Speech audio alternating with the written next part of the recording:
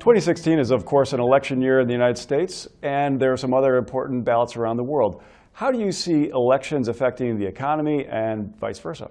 Certainly, the economy affects election results. If things are going generally well, voters are pretty happy and less likely to vote for change. We've had a decent economic performance in the United States during the recent administration, but it's been very uneven. We still have pockets of joblessness that haven't been addressed. Income inequality is growing, and there's a concern about haves and have-nots being created by our involvement in global trade.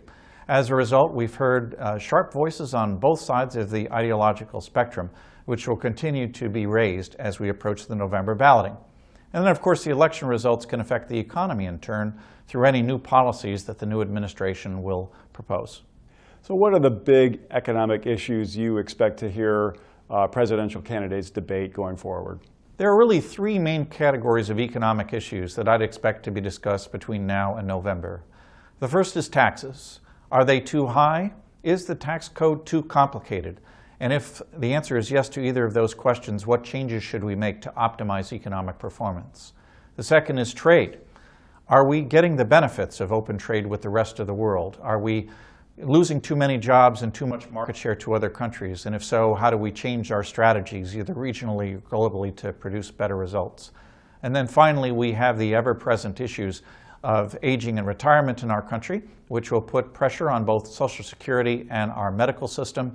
Those are questions that really are begging for answers, given the retirement of the baby boom and the increasing costs of both programs. When you look at the American electoral system, do you see it helping or hindering long-term economic progress? I've long thought that there's an unfortunate mismatch between the American electoral cycle and the time horizon covered by our most pressing economic issues. Representatives, after all, have to get elected every 2 years, and the way our campaigns work, that means that they're campaigning for about half of each of that cycle. And it's a very difficult choice for them to make a vote that might pay off in 10 or 15 years in the form of a more solvent health care or Social Security system, but one that might cost them their seat just in another 12 months. That mismatch has really delayed progress on our most pressing economic issues, and it's something that we really need to take a hard look at. Are there elections elsewhere in the world that you think will have an effect on markets? The primary overseas election that we should all keep an eye on is the likely voting in Great Britain about whether they will remain a member of the European Union. That election is likely to take place in the late spring, and it's a very significant one because it will ask and answer the question of whether Europe will remain unified as an economic bloc or begin to break apart.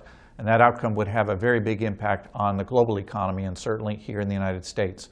And there are some other regional elections, both in Europe and Asia, that will test whether, in a world that has been divided into haves and have-nots, whether the current economic system will continue to support free markets, free trade, and the open movement of labor.